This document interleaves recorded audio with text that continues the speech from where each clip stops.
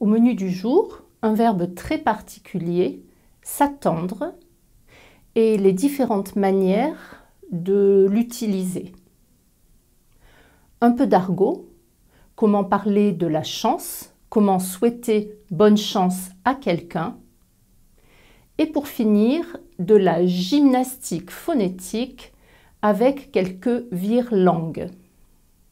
Ça fait longtemps que je suis professeure de français et dans ma carrière, j'ai entendu peut-être 1000 fois mes étudiants utiliser le verbe expecter. Je n'ai pas expecté ça. Il est super joli ce verbe. Il est super facile à utiliser, mais il n'existe pas. Pas plus que le nom d'ailleurs. Hein. Le nom expectation n'existe pas non plus. Expecter, expectation, c'est un peu comme l'anglais, hein, to expect an expectation, mais it's very nice, mais c'est pas français, d'accord? Alors, comment dire que je suppose que quelque chose va arriver? En français, bien sûr, on a aussi un verbe et également un nom pour dire ça. Commençons par le verbe. C'est un verbe réflexif, le verbe s'attendre. Et attention, sois concentré maintenant parce que tu vas voir que la vie n'est pas toute rose. Pas de problème de conjugaison, c'est la même chose que le verbe attendre que tu connais probablement. Attendre le bus, attendre son ami. J'attends, tu attends, j'ai attendu, etc. Ce qui est particulier avec le verbe s'attendre, c'est qu'il y a 3 structures pour l'utiliser. S'attendre à quelque chose, on s'attend à une augmentation des prix de l'essence. S'attendre plus à plus non, c'est facile. Deuxième situation, s'attendre à faire quelque chose. Elle s'attendait à le trouver ici. S'attendre plus à plus infinitif, pas de problème. Pour aller plus vite, tu peux aussi utiliser un pronom et dire « elle s'y attendait » ou « elle ne s'y attendait pas » avec le pronom « y ». Troisième et dernière structure, s'attendre à ce que quelque chose se passe. Je ne m'attendais pas à ce que tu puisses réussir. Et là, ça se corse un peu. S'attendre plus à ce que plus subjonctif. Et fais bien attention, dans cette dernière phrase, tu dois avoir 2 sujets différents. Je ne m'attendais pas à ce que tu puisses réussir. Si tel n'est pas le cas, on va retrouver une structure avec l'infinitif. Je ne m'attendais pas à pouvoir réussir. On a aussi un nom utilisé dans ce contexte. Comme le verbe, il est un petit peu spécial parce qu'il est toujours au pluriel. Une attente, c'est quand j'attends le bus ou quand j'attends mon ami, au singulier donc.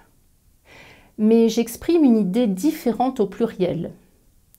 Par exemple, je vais te demander quelles sont tes attentes dans la vie. Ça sonne mieux que tes expectations, non?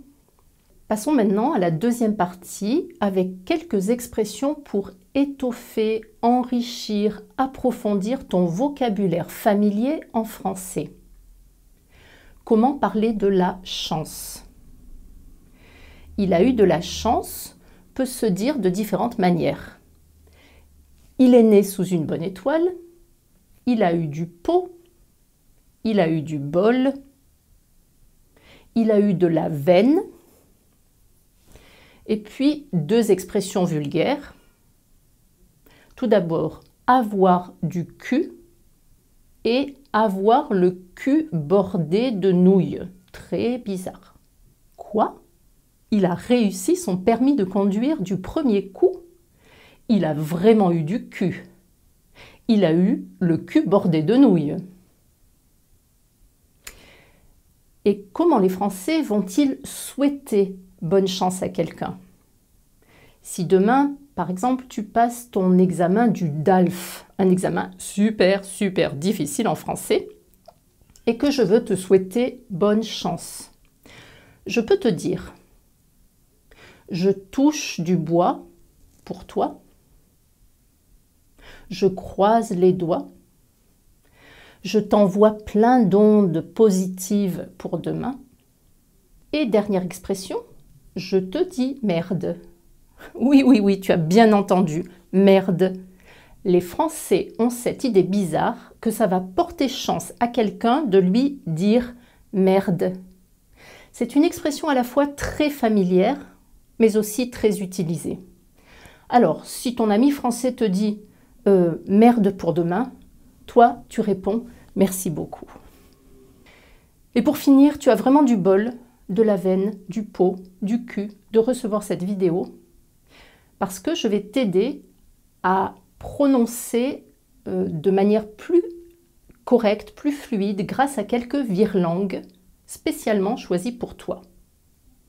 Un virelangue, c'est une expression ou une phrase rigolote qu'il est très difficile de prononcer à cause de la proximité de certaines sonorités. Les virelangues, ça existe, je pense, dans toutes les langues. Je sais qu'en allemand, on appelle ça Zungenbrecher et en anglais tongue twisters. Alors, en français, les virelangues, ça peut sonner comme ça. Les chaussettes de l'archiduchesse sont sèches et archi-sèches. Un chasseur sachant chasser doit savoir chasser sans son chien. Je veux et j'exige d'exquises excuses. Voilà, 3 petites expressions pour pratiquer la gymnastique de l'esprit et de la langue.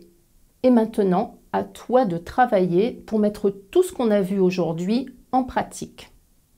À la semaine prochaine.